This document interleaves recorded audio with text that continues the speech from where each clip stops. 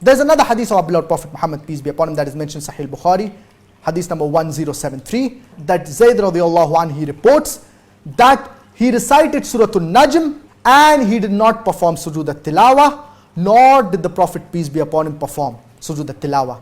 From this hadith we understand that Sujood al-Tilaawah, it is a sunnah. If it was compulsory, the Prophet, peace be upon him, would have told Zayd radiallahu anhu to perform Sujood al-Tilaawah, and the Prophet, peace be upon him, would have performed Sujood al-Tilaawah as well. And Umar radiallahu anhu, he was reciting Surah Al-Sajda, and as we know in Surah Al-Sajda there is a prostration, and Umar radiallahu anhu, he prostrated. And then later on, after a few days, he recited Surah Al-Sajda and he did not prostrate. And he told the people that the one who wishes to prostrate may prostrate. And if he prostrates, he will be rewarded. But if a person does not prostrate, then there is no sin upon him. Again, this hadith is referring to Sujood al-Tilaawah. From these ahadith, we understand that Sujood al-Tilaawah, it is a sunnah and it is not compulsory.